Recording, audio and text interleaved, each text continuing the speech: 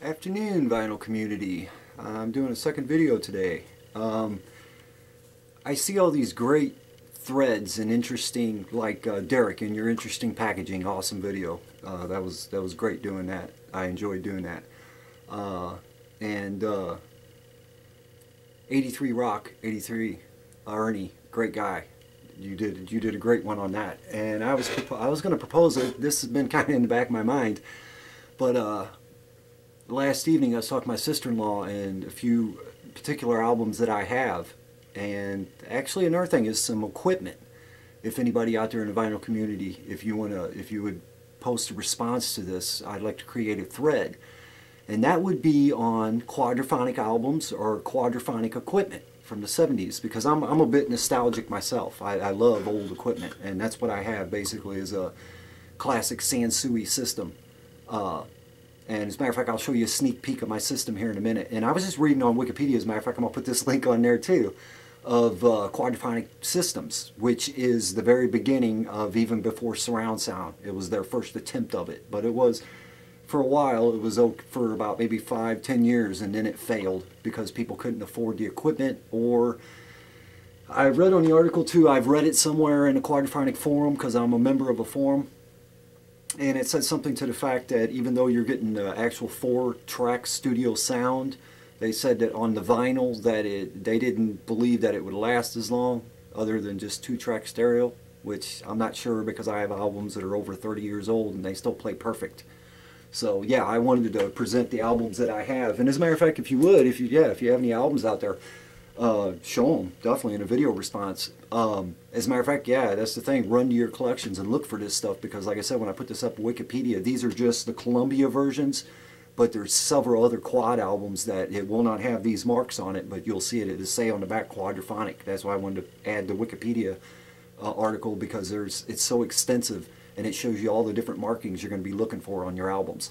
But this is one that I had found, this was the first one I found probably about 10-15 years ago, and it's quadraphonic, this here, and it's Mountain's Greatest Hits, and as you can see is the top there.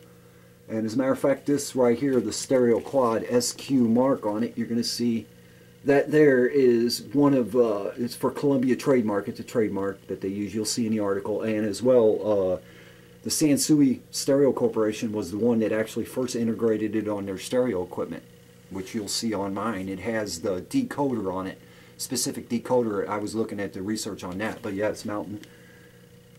Best of Mountain, basically the greatest hits. It's got them all on there. Great album.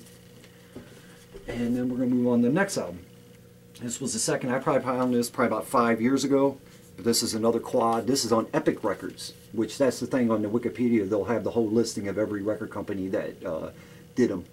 And like I said, they only did them for about 4 or 5 years, these specific albums in quad 4-track. And you can hear the difference. It's there. You can definitely hear it. Especially if you have a quad system. It moves from speaker to speaker. You can definitely hear it. That's my ambition some days, to find, I was talking to my sister-in-law last night, to find a copy of Pink Floyd's Dark Side of the Moon on quad. That would definitely be great, to hear it from the, the all 4-channel speaker perspective of moving around. But this, yeah, this live album, Poco, is really good. Live delivering. But yeah, in quad sound, you can definitely hear it. It's great. And then this is the mother load here. I found this one just recently in mint, like total mint condition. I only paid like $2 for this, and when I saw it, I was like, whoa, freaked me out. So, and especially with the specific songs on it, like Free Ride or Frankenstein, you can hear it definitely integrated from the keyboard. Synth moves from the front of my room all the way back from channel to channel. You can definitely hear it on this album. And it's Edgar Winter's They Only Come Out at Night. As a matter of fact, I got a video right now, a tribute to Ronnie Montrose, going up right now. And so, but you can definitely hear it on this album here. Especially on Frankenstein with the keyboard sounds. But yeah, so if you got any albums out there that are quad, if you look at this Wikipedia order, you're going to see all the markings on them in the QS. Otherwise, you'll see it. So it's there. Here, I'm sorry, it's right here. Right there. But otherwise, other albums, I've seen other videos here on YouTube that people posted, even as far as orchestra, symphony albums, and it just say quadraphonic on the back. It don't necessarily have to have those marks. but it is there. And then I'm going to show you my system. I've actually had it for probably about 5-6 years now, but I traded my brother a 5.0 surround sound, because in his apartment where he lived, this was too bulky. He had some instruments hooked to it and stuff like that, and he just wanted something smaller. So, but he knows I like the old vintage. I used to have a trying to think of the number of that other Sansui I had, but it wasn't an actual 4-channel receiver. I was reading this, it was integrated originally in 1959 over in Europe. They did it with the quad reel-to-reel systems. It wasn't presented to the US until 1970. Well, it was 1969 by a company, and then Sansui created it and released it in 71, March of 71. So, and that's another thing that really I love about my receiver. It's the same year I was born, as 71. And that's what, yeah, I love it. I've used it for years, about 5 years now, and it's got great sound, everything. But I wanted to give you a sneak peek of my receiver. So, but it is a 4-channel QR 4500 Sansui receiver, and I got it just set on 2-channel right now. As you can see, my 2-channel light on, but it has two multi phonograph, 2 auxiliary, 2 tape deck. You can hook 2, yeah, like I said, 2 phonos to it. There's all your channels, your back, forwards, and it's just a monster. This thing is great. It's got all the inputs. Here's your decoder right there. Sansui had a patent on that right there. Matter of fact, I'm going to turn on my camera light here. I think that would help a little bit. If I can hit it here. There it is. The integrated Sansui for your different channels. And then, yeah.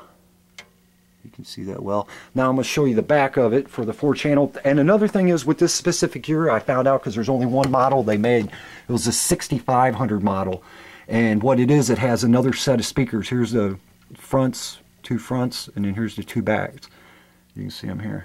All your different channels. These are 4 fronts, 4 back. So, or I'm sorry, 2 front and 2 back. But anyhow, these right here are my preamp outputs. That's the thing they replaced on the 6500. It did not have these. So if it ever came to a day that I could find a preamplifier for extra wattage, I can have an output run out to these to the amp and then out. So you can double the power of this thing, which it's already actually pretty powerful enough as it is. So, but as you can see, I got my computer, everything hooked to it for sound. But that's the thing. I mean, you can make total monsters out of these things, and each channel is integrated by a fuse, so you can never burn anything up in general. If a fuse goes out, you just replace it. So that's what they said. I've read many articles on Quadraphonic forums that say these things were built like total Sherman tanks, and this unit here is really great. It's been really worthy. I've seen them on eBay for anywhere minimum of $150 that need total repair, refurbishing, but then you got ones that I've seen up to $500-600 that have been repaired, but they are definitely worth their weight in gold because they are great stereo systems. So, but yeah, if you want to put a video response to this, that would be super awesome and great, and I appreciate everybody on the vinyl community. Everybody's been putting up great videos. If you like, please comment and subscribe. Have a great day.